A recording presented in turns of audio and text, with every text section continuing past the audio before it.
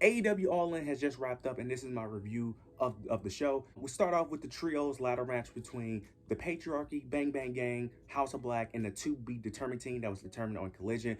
And and the winner of that match ended up being All In. And the winners of that match was Claudio, Willa Yuta, and Pac. This match was fun. It was decent, nothing too special, but it has some fun moments. I love earlier in the match, Christian Cage ended up leaving, going all the way to the backstage, then coming back later into the match he ends up coming back once all the opponents was all on the ground so that way he could just weasel his way to get the titles back off the ladder. But that didn't work out. Then soon after, all the wrestlers, all the opponents ended up attacking Christian Cage at the same time, getting some revenge. I love Mama Wayne's interference in this match as well. She went into the match, even though she wasn't a part of it, but she went inside the ring, tried to grab the titles herself, but you know, the Bang Bang Gang ends up stopping her. Then there was a cool moment where I think where she tries to pepper spray one of Billy Gunn's son. I think it was Cole Gunn, if I'm not mistaken. She tries to pepper spray him, but I could be wrong. She tries to pepper spray him, but he ends up stopping her and ends up pepper spraying her. That was a cool moment. Nick Wayne was actually pretty solid in this match. I like some of the things, even though he was doing a bunch of cutters over and over again. He had one cool spot where he did like a Canadian destroyer, but diving on the outside of the ring onto a table onto Malachi Black, which was very sick.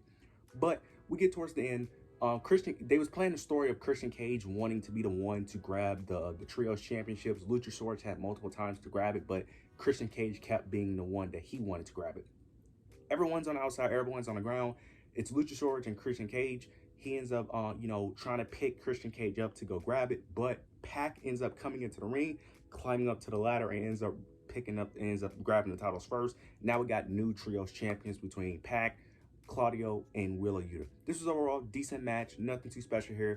I don't have high expectations for their reign because the trios championships, I don't really care for them that much. They're always on Collision, so that should tell you everything about those trios championships. But this was overall decent match. Pac got a huge pop. He got a huge moment and All In. Now we got Mariah May versus Toni Storm. And this match, man, this match cooked. This match was absolute cinema. This match was great. I love everything they did here. This match was very emotional. The storytelling they told in this match was amazing. Toni Storm playing the role that she's playing, being, very heartbroken that, someone that she loved and cared about betrayed her. This was a very great match. I love everything they did here. We get towards the end of the match where Mariah May ends up going for the shoe. She goes for the shoe, but Toni Storm ends up stopping her from using the shoe. Mariah May's on the ground. Toni Storm ends up picking up the shoe, grabbing it, and it looks like she's about to hit her. Mariah May is pleading for her, but Toni Storm starts to break down, and she can't do it. She can't hit her with a shoe. She can't convince herself to hit Mariah with the shoe. She tries to go for, I think she tries to go for the Storm Zero, but Mariah May ends up, reversing it. She ends up getting the upper hand, and then she ends up hitting Toni Storm with her own move and ends up picking up the victory. Now she is your new AEW Women's World Champion. I love this match. This is actually my favorite match of the show. There was two other matches I think were better than this, but in terms of my favorite, this is my favorite match of the show. I love that Mariah May I love that Mariah May ends up picking up the victory, becoming your new AEW World Women's Champion. I can't wait to see what's next because this isn't the end of the feud, but I love that they gave Mariah May the big win.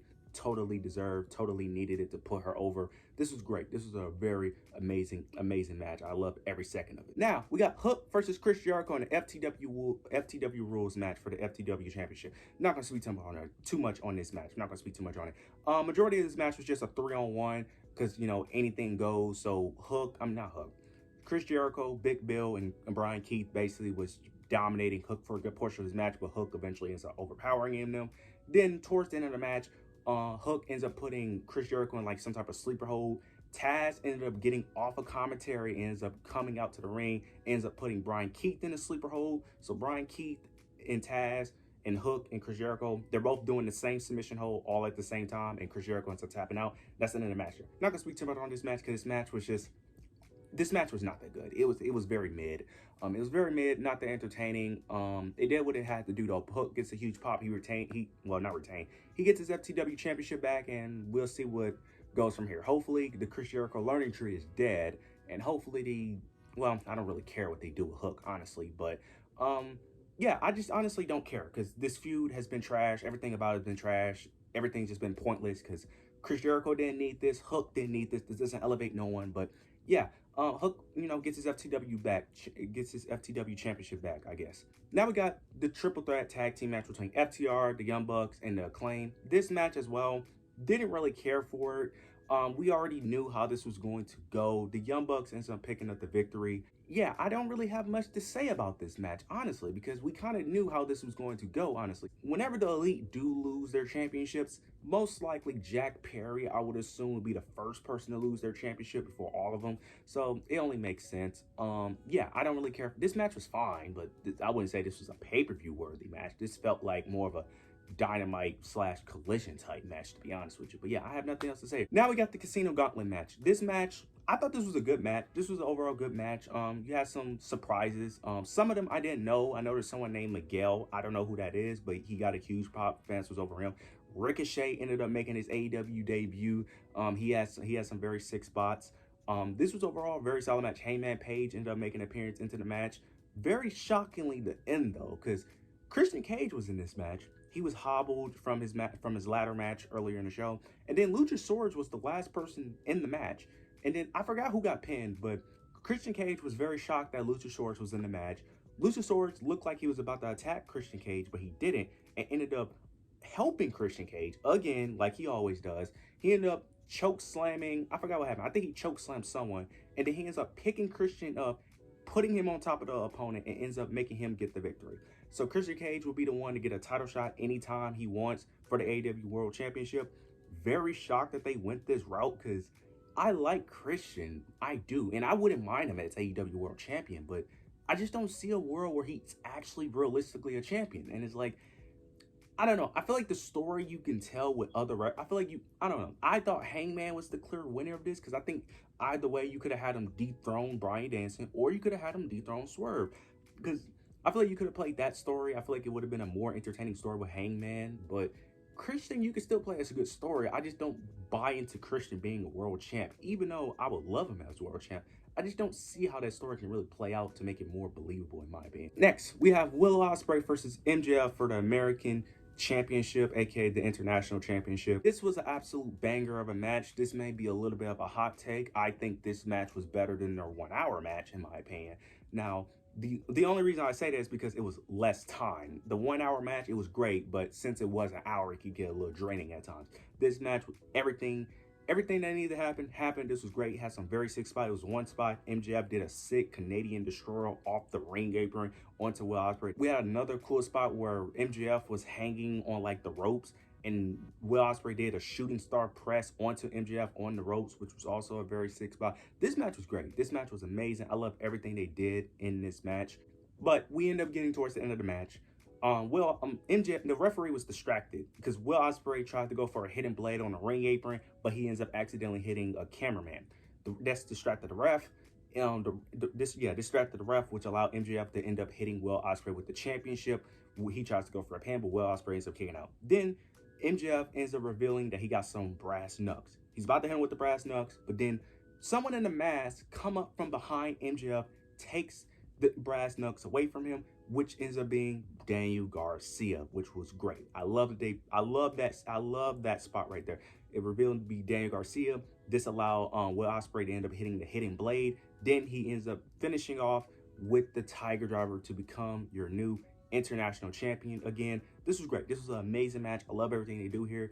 Most likely, I think this feud will come back eventually, but I think MJF will probably deal with Daniel Garcia first and then go back to Will Ospreay. But this was great. This was an amazing match. I love everything they here. The right runner won. He got a huge pop for the victory.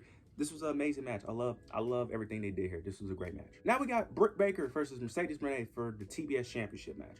I'm not going to speak too much on this match because both women, I'm not going to say I'm not a fan of, well, I'm not really a fan of Mercedes. I never have. Britt Baker, I'm more of a fan of her character, more so in ring. She's always been decent, nothing special, but good, but she's been good enough.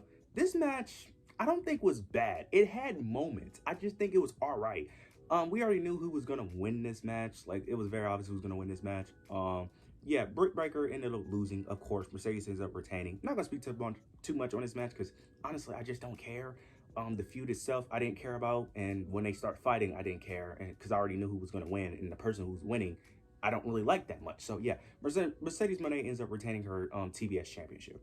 Next, we get Darby Allin versus Jack Perry for the TNT Championship in a coffin match. This match was quicker than I expected. I thought this match would be earlier in the show too to give it more time, but this match was a lot quicker than expected. I'm not gonna go over too much in this match. You had the typical Darby Allin spots, you know, him being reckless, but towards the end, Jack Perry starts tying up Darby Allin. He starts tying him up. He ties his hands up with duct tape.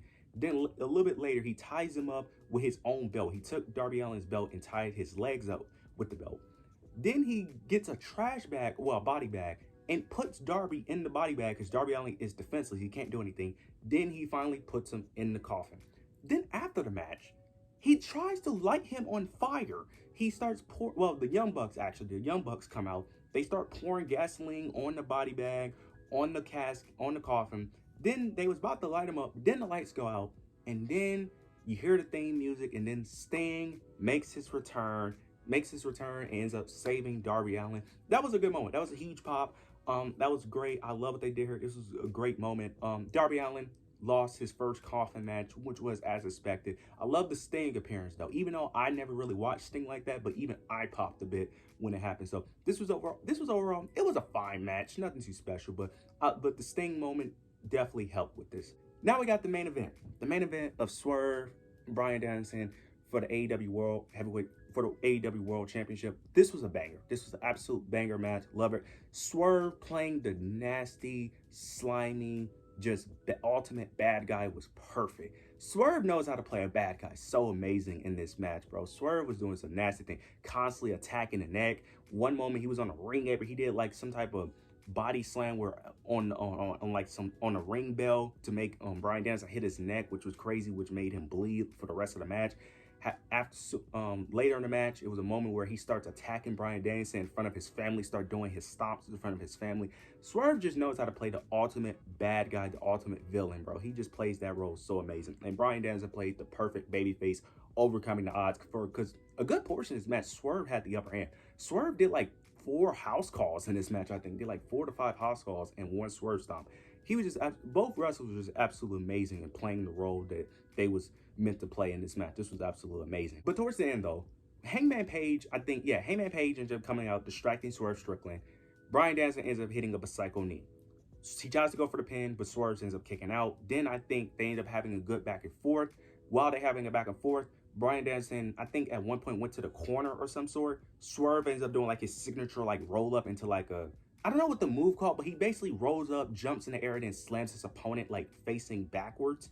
He tries to go for that move, but as he went for the move, Bryan Danielson ends up hitting the psycho knee again, and then he ends up putting Swerve in a crossface. Swerve gets out of it, but he ends up snapping Swerve's fingers, puts him in another crossface, and Swerve ends up tacking out. And Bryan Danielson is now your new AEW World Champion. This was great. This was a great moment. Now, I'm going to be honest. I wouldn't say I'm happy, but it was a good match. I didn't think Swerve should have tapped out, but I think he should have pinned him, but I'm not mad at it. I don't have the emotional connection that most of you fans have with Bryan Danielson because I never really connected with Danielson. And plus, around the time when I stopped watching WWE, the Yes movement started taking effect, so that also plays a part of it. But I like Bryan. I just don't have the emotional connection. So this, for me, doesn't do much for me personally, but I understand it, why it does a lot for you guys. I'm excited to a degree about his championship reign.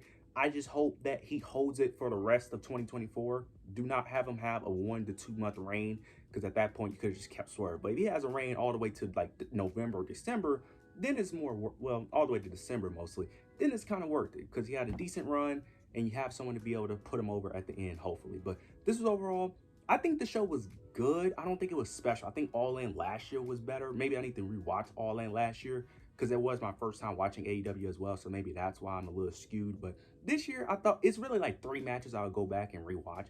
Overall, I think this was a really good show. I think there's other pay-per-views that kind of washes this, in my opinion, from my experience of watching AEW. But overall, this was a really good show. But for the most part, it's like 3 matches I would go back to rewatch. Everything else was kind of more, felt like a better, more hyped up version of a Dynamite match or a Collision match, in my opinion. But overall, this was a good show. You guys let me know your opinions down below. Let me know who you have winning. Let me know your predictions down below. Make sure you like, comment, and subscribe. But yeah, that's it.